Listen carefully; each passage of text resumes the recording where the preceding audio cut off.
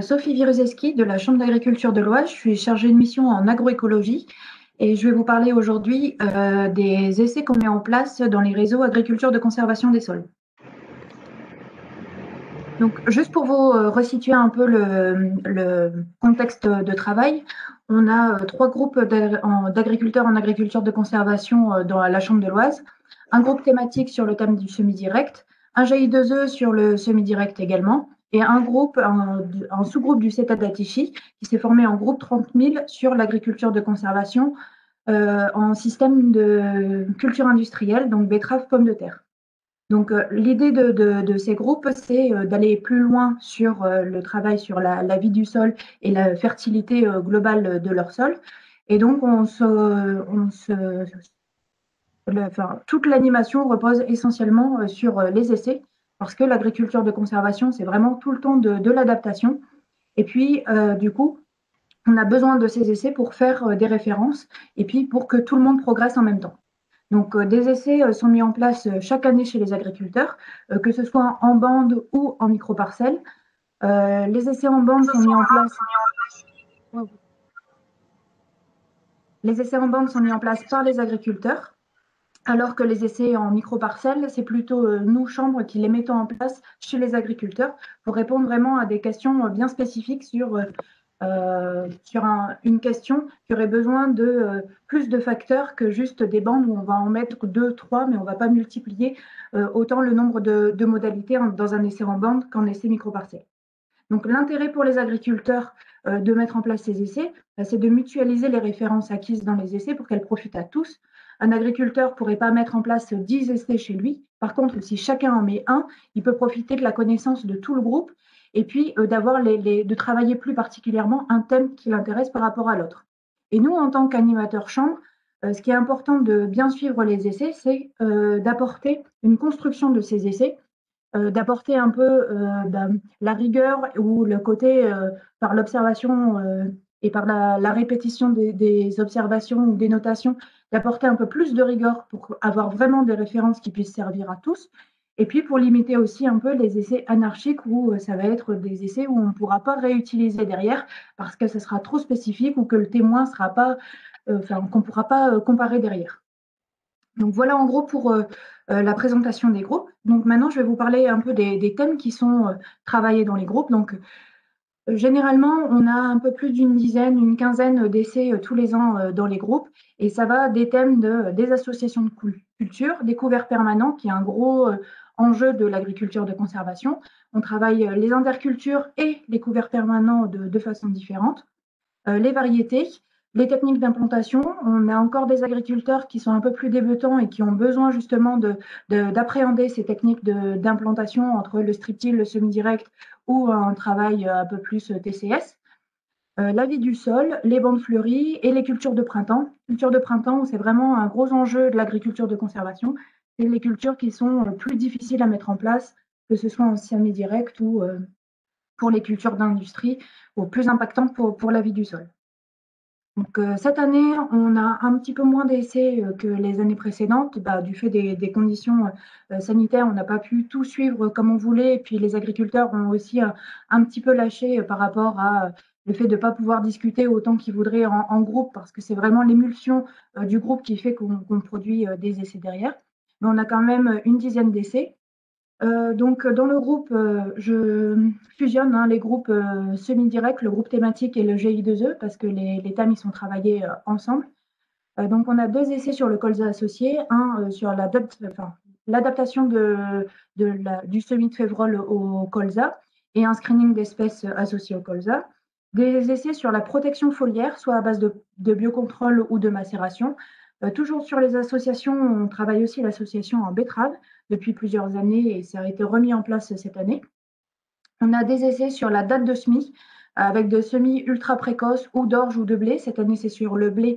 Mais cet essai-là, je ne vais pas vous le présenter parce qu'il a été abandonné à cause des dégâts de campagnol.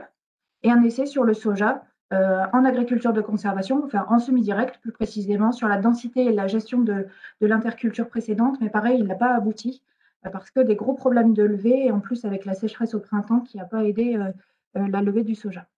Et donc, dans les essais plutôt dans le groupe Sol Avenir 60, donc sur l'agriculture de conservation en système culture d'industrie. On a aussi des essais sur la protection foliaire, les stratégies de fertilisation azotée, toujours les associations qui reviennent avec l'association en pommes de terre, les techniques d'implantation simplifiées sur la pomme de terre et la betterave, pareil, technique d'implantation. Donc les essais en gris, je ne vais pas vous les présenter aujourd'hui parce que 2 essais abandonnés dans le groupe semi-direct et puis les 2 autres où les résultats sont trop récents, donc on pourra en parler en toute fin s'il y a des questions. Je peux vous donner les grandes lignes des résultats, mais on ne va pas les approfondir. Voilà, donc je vais passer aux premiers essais. Donc je vais parler des essais par thématique plutôt que de faire par essais de groupe. On va essayer de les regrouper un peu. Donc les essais sur la protection foliaire. Donc pourquoi on travaille ces essais? C'est pas du tout dans une idée de baisse d'IFT ou de réduction des intrants. En agriculture de conservation, dans ces groupes-là, c'est vraiment l'idée que la vie du sol est importante et que en appliquant des fongicides, des régulateurs, etc., on impacte cette vie du sol. Donc l'idée de travailler les macérations ou les biocontrôles, ça permet de conserver la vie au niveau de son sol et d'améliorer globalement le système. Donc par exemple, fortifier et la vie du sol et les plantes qui vont pousser dessus seront en meilleure santé parce qu'on a un état global du sol qui est en meilleure santé. C'est ça un peu le principe de base. Donc l'essai qui a été travaillé ici, donc c'était un essai sur à Tichy. Donc c'est l'agriculteur qui produit lui-même ses macérations. Donc vous voyez, il a passé plusieurs macérations avec les macérations qui ont un peu des objectifs un peu différents. Le purin de consoude, il a plutôt l'objectif de fortifier la cuticule, de favoriser la vie du sol, donc avec vraiment l'idée de fortifier le système. Le purin de fougère, c'est plutôt vie du sol et puis lutte contre les ravageurs, plutôt insectes.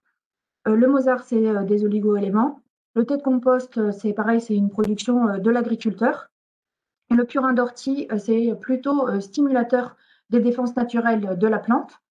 La vitamine C, c'est un antioxydant qui permet, donc là, c'est plutôt dans la synthèse des protéines avec l'absorption de l'azote. Une plante, elle est malade parce qu'elle a beaucoup de nitrates dans la feuille, ça part de ce principe-là, et les pucerons vont avoir tendance à piquer la feuille parce qu'il y a ce nitrate soluble qui est dans la feuille. Donc la vitamine C permettrait de accélérer l'absorption de l'azote et la transformation de l'azote directement en protéines de la plante avec la photosynthèse. Donc voilà, ça c'est plutôt pour l'aspect protocole. On a fait des observations maladies au cours du cycle et on a vu qu'il y avait quand même beaucoup de rouge jaune. C'est pour ça qu'un traitement fongicide a été appliqué.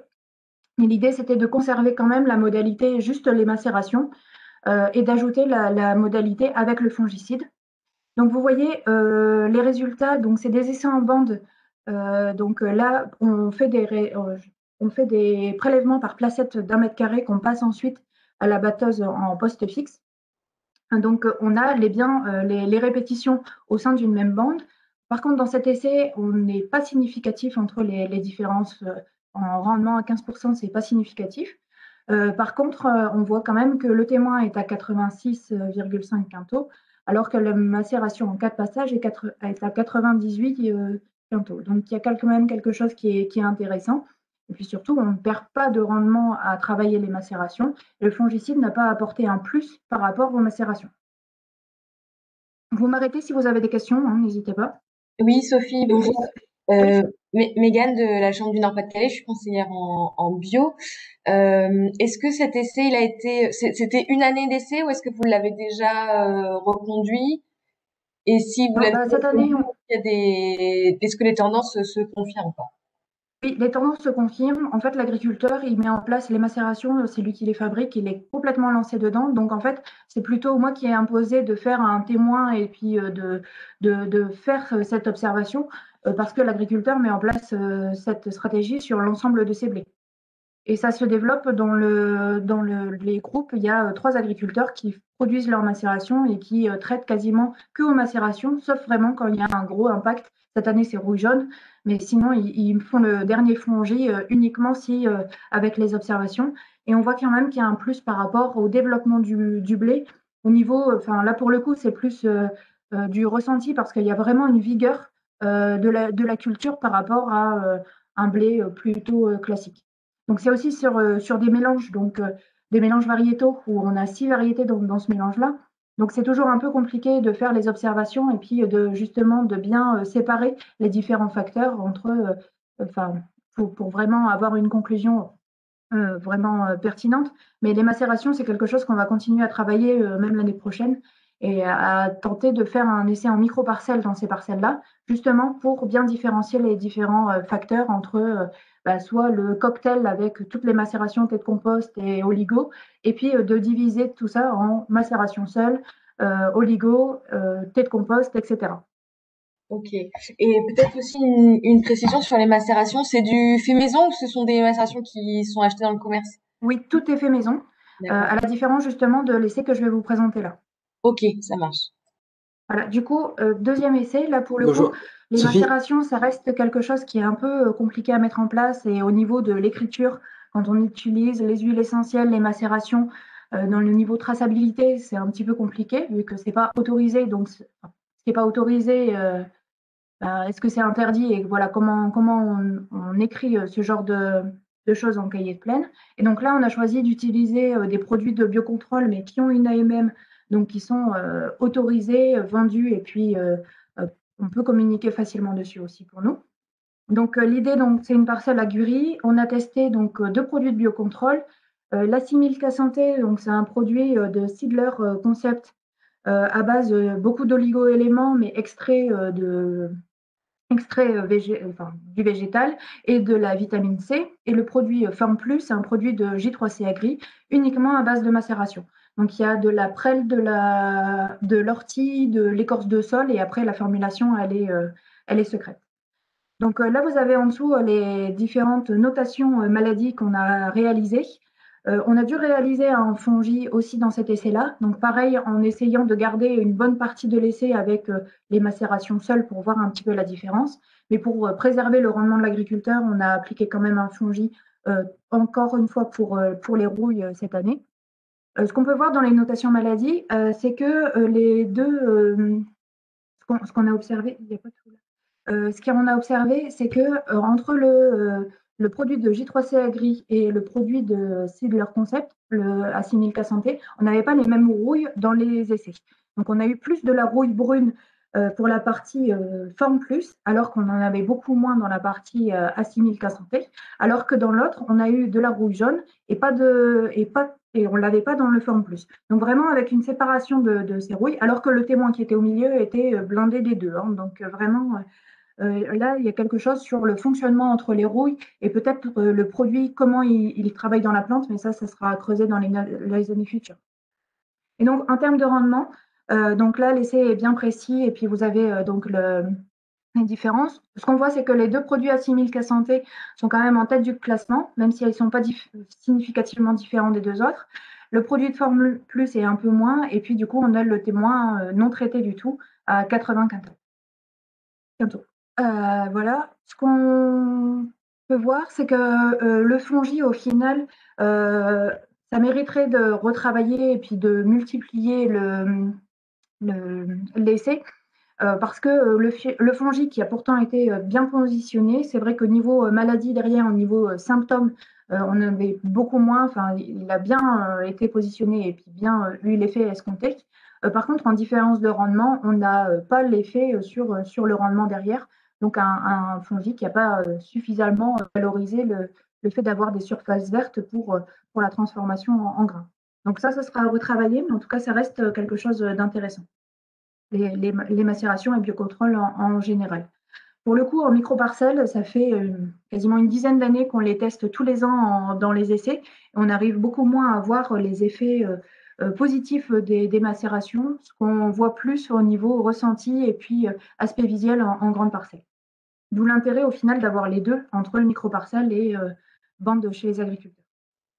Et Bon, peut-être sur le précédent essai, ce serait d'avoir un témoin et un témoin juste avec le fongi aussi pour peut-être pouvoir Oui, comparer parce que là, du coup, on a le témoin qui a vraiment rien eu et puis après, macération ou macération plus fongie. Et sur le tableau, il me semble que macération plus fongie, à chaque fois dans les modalités où il y a eu de la macération, c'est macération plus fongie qui oui. a... Oui, ben, c'est là où, pour le coup, avec les groupes, j'essaye à chaque fois, mais au final, ça les embête. Là, le témoin n'était pas suffisamment long, enfin assez grand pour avoir un témoin plus, enfin donc non traité plus le fongisol. Et c'est vrai que comme c'est des agriculteurs qui sont ben, vraiment très, euh, qui croient beaucoup au final aux macérations, ils ont tendance à le faire sur 100% de leur surface blé et puis aussi sur les autres cultures et ils ont plus de mal à sortir le pulvé pour un fongi ou pour le produit phytosol. Donc là, ça sera à retravailler et avec, bah, à chaque fois, je m'appuie sur les résultats de l'année pour, au moment de la réunion où on va retravailler les protocoles avec les agriculteurs, de redire, bah, regardez, c'est important de faire un témoin justement fongi parce qu'on n'a pas cette réponse-là. En même temps, un témoin fongi en grande bande, du coup, ça peut être plus compliqué parce que du coup, on laisse un témoin sans rien, sans macération, donc sans boost, sur une grande bande pour juste le traiter au dernier moment. Voilà, ils auraient un peu de mal à laisser trop de maladies, ou alors il faut qu'ils puissent faire autant de passages de pulvé en fongi que de macération. Mais ça sera très compliqué à mettre en place parce que du coup, ils sont plus trop dans cet objectif de traiter au fongi. Ok, ouais, je comprends. Merci. Voilà. Du coup, maintenant, on passe aux essais sur la fertilisation azotée. Donc, c'est toujours dans l'idée, au final, d'adapter l'itinéraire technique à l'agriculture de conservation, enfin, en tout cas, à leur système de culture. Donc là, la fertilisation azotée, on a vu plusieurs, chaque année, on a des formations, et là, on a vu plusieurs experts qui parlaient de solder la fertilisation à épi 1 centimètre, que ça avait plus d'intérêt que de faire du fractionnement. Donc là, l'idée de la fertilisation, en fait, c'est d'apporter le 100% de la dose d'azote au moment où le blé a le plus de besoin.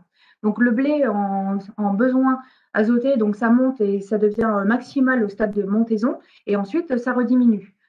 Donc ça, ces conseils-là, Arvalis et les instituts techniques, ils le préconisaient dans les années 2000-2004. On retrouve encore cette idée que les besoins du blé, il fallait absolument mettre le paquet à ce moment-là. Et puis la protéine, on n'en a reparlé que derrière, enfin, ces dernières années. Donc là, l'idée, c'est vraiment d'apporter 100% au stade montaison. Et puis encore plus dans l'agriculture de conservation, c'est de se dire qu'au final, à partir du moment où on est au stade montaison, on a aussi les températures qui réaugmentent et donc la vie du sol qui se réactive. Donc tout l'azote pour la fin de cycle, enfin après le stade montaison, ça sera la vie du sol qui va le fournir à la plante. Donc l'idée, c'est vraiment ça part de ce principe-là, ces essais-là. Donc on a testé la stratégie en 4 rapports par rapport à la stratégie soldée à épi 1 centimètre, avec deux doses pour la partie soldée à 1 centimètre, avec une dose X et une 10 X plus 40. Donc on est bien en essai, donc c'est pour ça qu'on se permet cette autorisation de dépasser la dose bilan. Et puis on travaille aussi sur la forme de l'azote parce qu'entre les différentes formes d'azote, on a des absorptions qui sont différentes. La solution 39, elle est composée à 50% d'azote nitrique, 25% d'azote ammoniacal et 25% d'azote uréique, alors que le 24-18, c'est 50% d'ammonitrite et 50% d'ammoniacal. Et en fait, c'est vraiment la forme urique qui est la plus vite absorbée par la plante, où elle a besoin de moins d'eau pour justement la transformation de cet azote en protéines pour la plante. Donc, l'idée, c'est vraiment de se focaliser sur cette forme, soit en solution, soit directement en urée, pour justement valoriser au mieux les apports. Donc, c'est pour ça que les deux stratégies en soldé ont eu de la solution 39 et que la stratégie en 4 apports, c'est la stratégie classique de l'agriculteur, donc qui met les produits qu'il avait l'habitude. En nombre d'épis par mètre carré, on n'a pas observé beaucoup de différence. Il y a quand même beaucoup plus d'épis, enfin, il y a une trentaine d'épis supplémentaires dans la partie X plus 40. Est-ce que du coup, ça a allé un peu plus avec l'azote? Ça sera encore une fois à retravailler dans un essai plus micro-parcelle où on va pouvoir bien différencier les facteurs et puis avoir le nombre de répétitions nécessaires. Et puis, en termes de rendement, pareil, il n'y a pas de différence. L'essai est précis, mais il n'y a pas de différence significative entre les modalités. Ça va du 120 pour le sol D à la dose X à 128 pour la dose à la stratégie classique. Ce qu'on peut constater, c'est que surtout, en termes de protéines, on n'a pas eu de différence parce qu'en fait, c'est un peu ça l'enjeu, hein, de mettre tout l'azote au début, c'est qu'on ne se garde pas le réserve de au moins 40 unités pour faire de la protéine. Et au final, bon, là, on n'a pas fait de la protéine, c'est un peu l'année qui veut ça, il n'y a pas des taux qui sont très intéressants, mais on voit quand même que le soldé a épié 1 centimètre avec une dose un peu plus, enfin, la dose X plus 40 a quand même fait 11% de protéines. Donc pareil, là, c'est à chaque fois avec les 4 répétitions et c'est la moyenne de ces 4 répétitions minimum qui donne ce résultat-là. Donc ce que nous, là, il n'y a pas de différence significative. Ça veut dire qu'on peut conclure qu'il n'y a pas de différence, il n'y a pas d'impact négatif de solder les pieds à 1 centimètre et surtout qu'il n'y a pas d'impact négatif sur le taux de protéines pour la dose X plus 40. Ça, c'est la conclusion de l'essai. Maintenant, avec cette conclusion, il va falloir retravailler et cette année, on va mettre en place 2 autres essais sur ce thème-là, dans 2 situations différentes, parce que pour le coup, cet agriculteur qui a mis en place l'essai est vraiment tout récent dans sa conversion en semi-direct. Donc, on est encore dans la petite période de transition qui dure entre 3 et 5 ans en fonction des systèmes. Donc, on n'a pas un sol qui est vraiment optimisé, on va dire, en termes de vie du sol, équilibre, etc. Bonjour Donc ça Sophie, sera... Oui, j'ai une petite question. Mathieu de la Chambre de la Somme. oui. En type de sol, le type de sol moyen, tu dirais dans cet Là, on essai? est en très bon limon profond. On est sur la plaine d'Attichy, donc D'accord. avec une très bonne réserve hydrique. Enfin, c'est un très bonne parcelle. Ok. Justement, les 2 essais qu'on va mettre en place, enfin, on va en faire minimum 2. On va refaire un en bon limon dans cette zone-là, sûrement chez le même agriculteur, et puis dans un sol beaucoup plus, par un sol vers, en dessous d'Amiens justement, à Croissy-sur-Selle, où là, c'est des sols qui sont très peu profonds avec beaucoup de cailloux, etc. Donc, on verra ce que ça donne. Chez Jean-Marie. Exactement. Ok.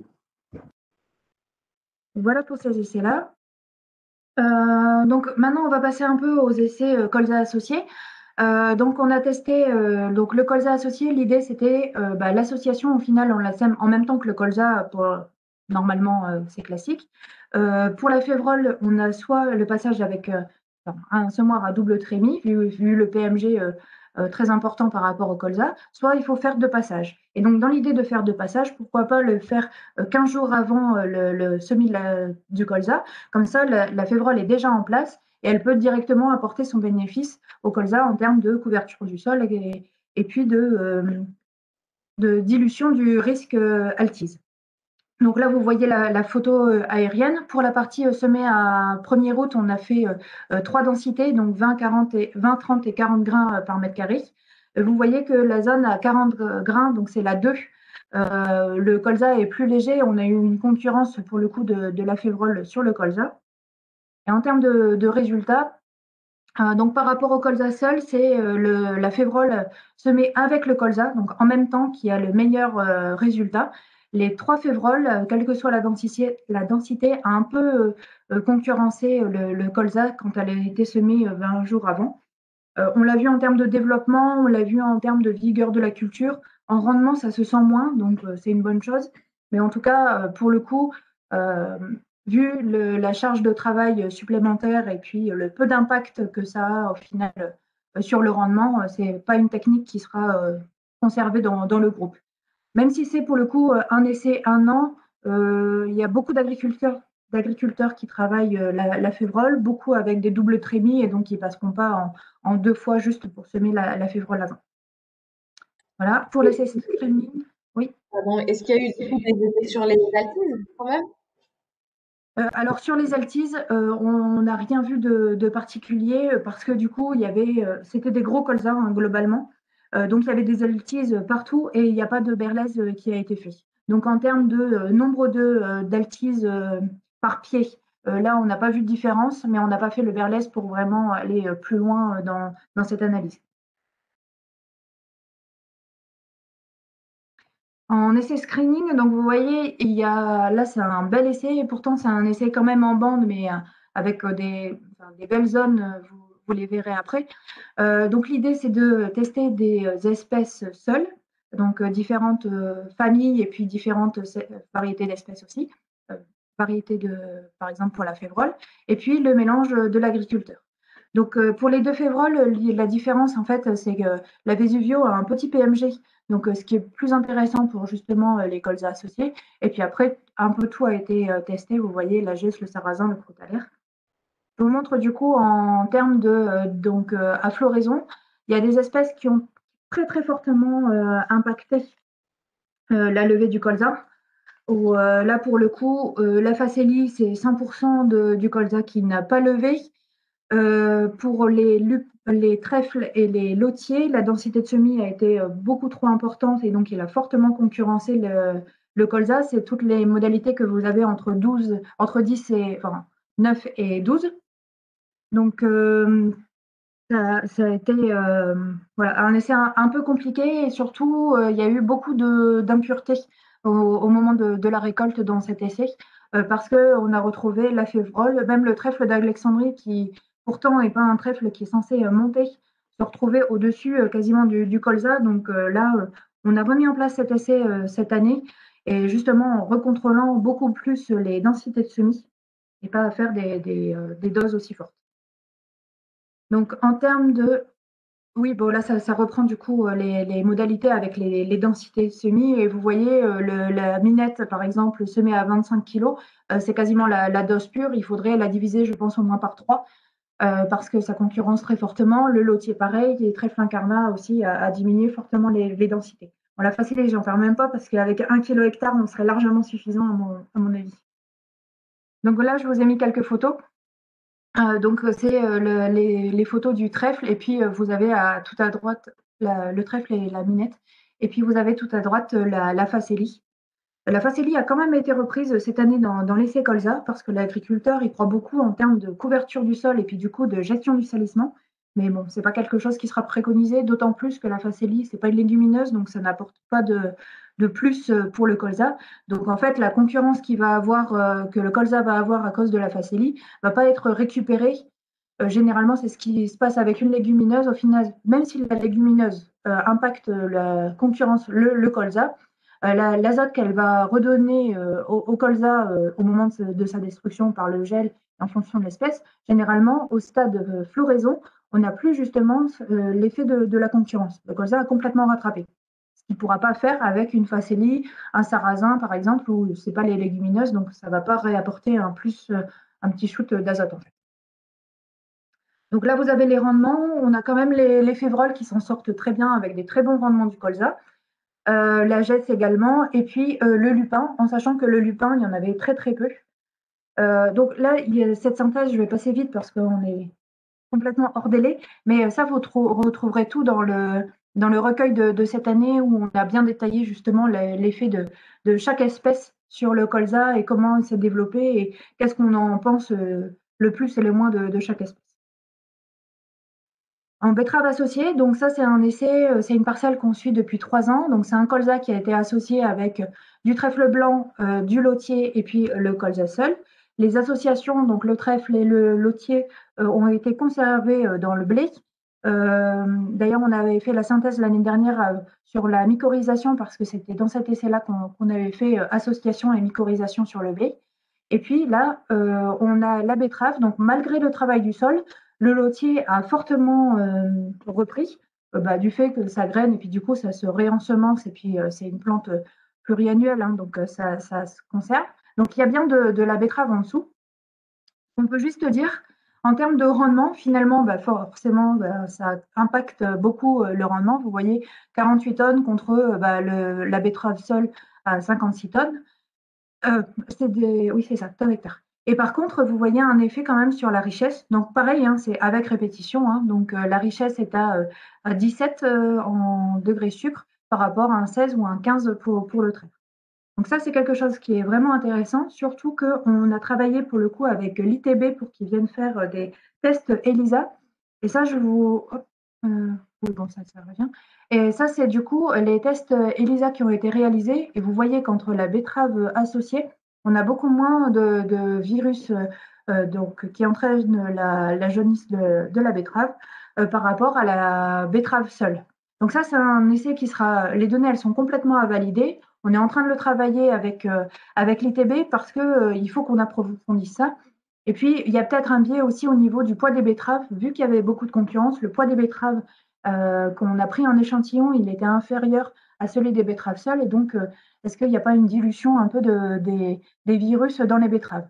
En tout cas, je voulais quand même vous le présenter aujourd'hui parce que je pense que c'est quelque chose qui est vraiment très intéressant. Et on va retravailler fortement les associations en betterave pour la lutte contre la virose. Voilà. Et enfin, du coup, j'ai aussi laissé donc pommes de terre associées. Donc là, l'idée, c'est toujours sur le secteur d'Attichy avec un secteur qui est beaucoup soumis au lessivage. Enfin, avec les orages, on a une érosion du sol qui est très importante. Donc l'idée, donc c'est une parcelle qui a été déjà, c'est but d'été, donc qui a été reprise à la rotative et puis implantation. Et l'idée, c'était entre les buts de faire un semis de févrole pour tenir la butte et puis limiter le risque d'érosion.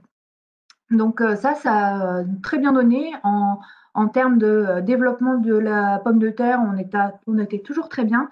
En termes d'observation d'orifores, il y en avait un petit peu moins et beaucoup plus de larves de coccinelles sur la partie associée. Et là, on n'a pas fait de comptage suffisant. Et puis, l'agriculteur traite de toute façon les deux modalités de la même façon. Donc, on n'a pas pu observer ça cette année.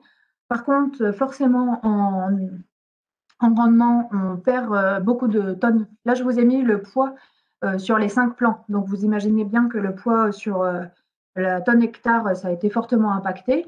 Bon, après, la densité de la févrole a été très importante. Hein, vous la voyez sur la ligne.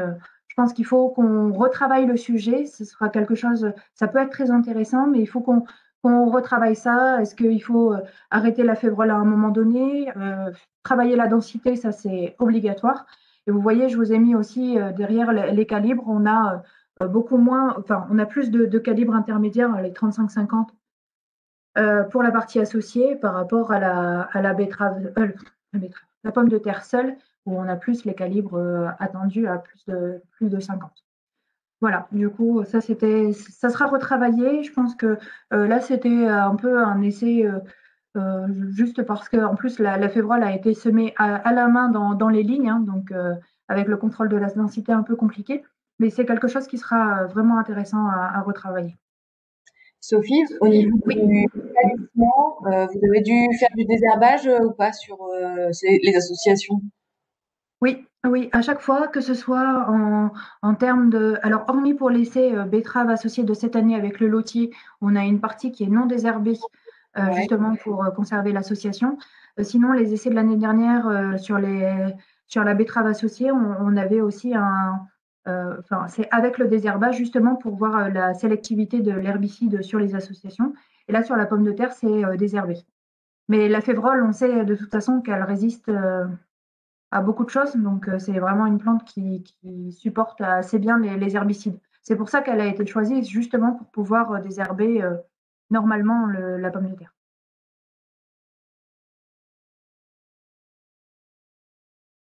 Voilà. Du coup, les essais qui sont encore prêts, enfin les perspectives pour cette campagne-là.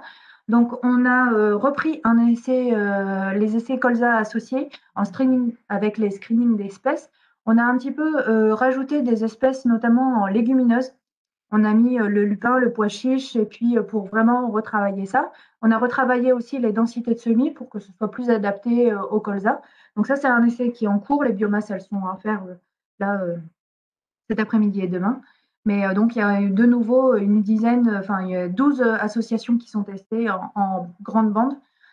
Donc ça sera, on continue, même si globalement, le colza associé, c'est avec de la févrole essentiellement, mais vu qu'on la multiplie dans beaucoup en interculture, dans les autres associations, on essaye aussi de chercher d'autres solutions à la févrole parce qu'on sait que la févrole avec betterave, ça, ça multiplie la nématode du collet. Enfin voilà, il y a pas mal de aussi à mettre trop de févrole partout. On ne voudrait pas tout miser sur une seule espèce et puis après avoir des problèmes juste à cause de cette espèce-là. Donc c'est pour ça qu'on continue les essais de screening parce que ça nous intéresse. On a un essai bande fleurie dans le colza, justement, pour lutte contre le ravageur. Donc, ce sera aussi, vous retrouverez ces essais au fur et à mesure dans les InnovaQ ou ce genre de choses.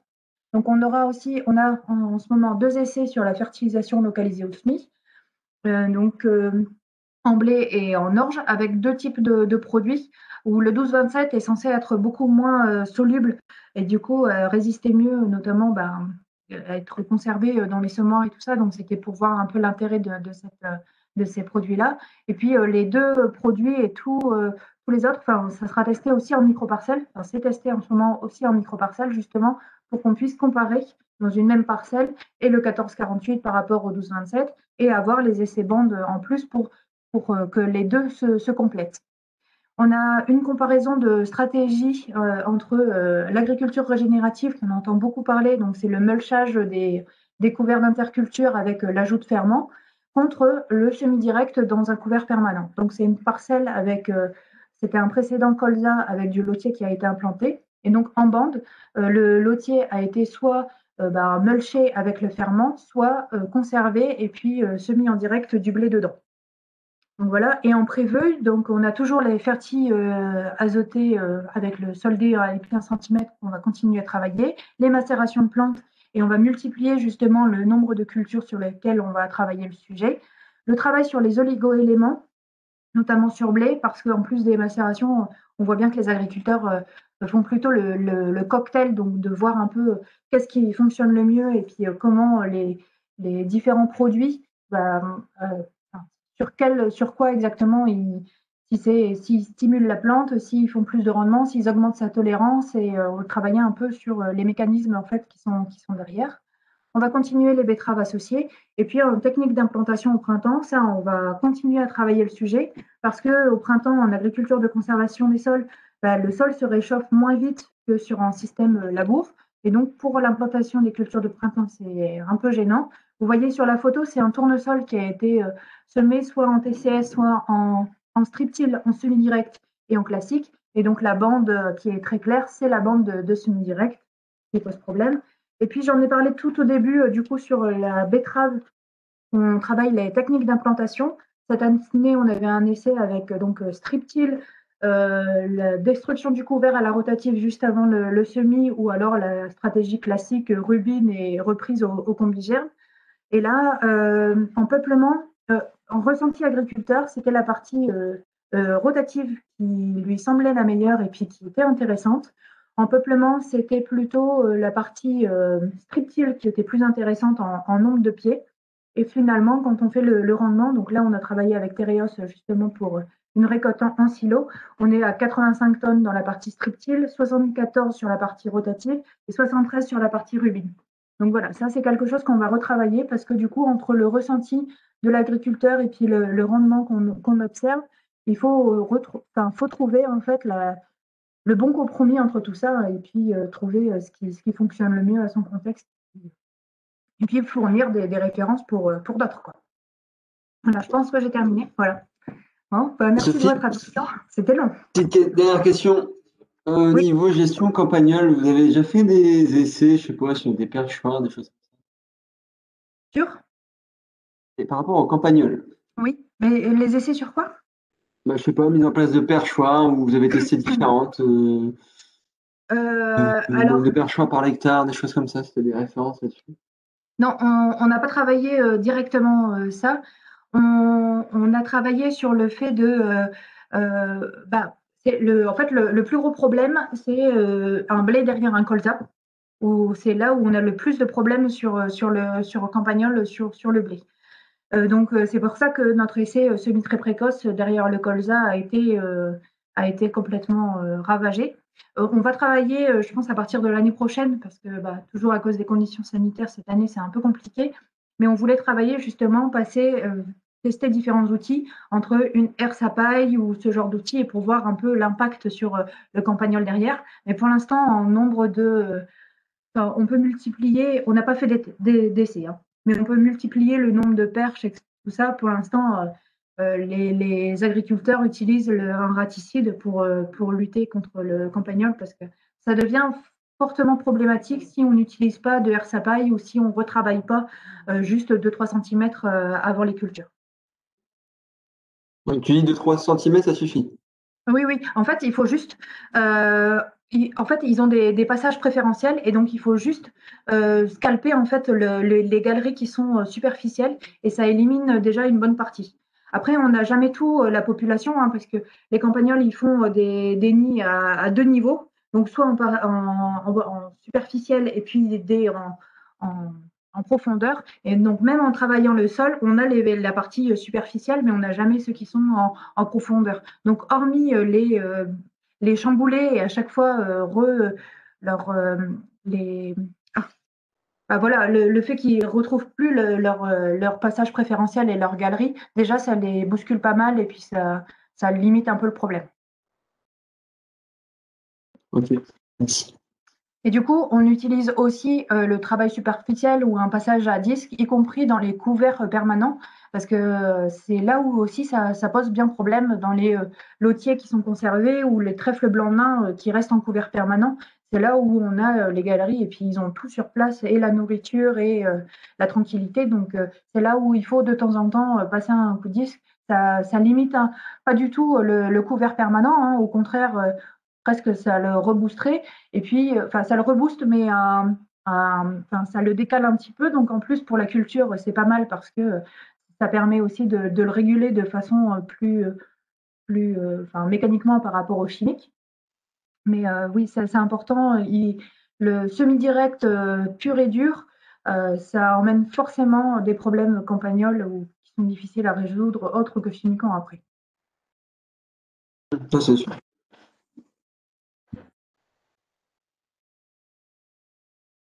Est-ce qu'il y a d'autres questions du coup? Bon, je suis désolée, j'ai dépassé le temps, mais c'est vrai qu'il y a beaucoup d'essais et j'ai pas réussi à choisir entre ce que je voulais dire. Donc, Non, c'est pas très grave, Sophie. C'était déjà hyper dense. oui. Bon, on va clore du coup ce webinaire. Merci beaucoup, Sophie. Je vous dis tous à la semaine prochaine. Donc, à 9h semaine prochaine, vous aurez les essais métailles. Et à 13h30 jeudi prochain, vous aurez les essais sur le pilotage de l'irrigation. Je vous dis à très bientôt. Merci. Merci beaucoup.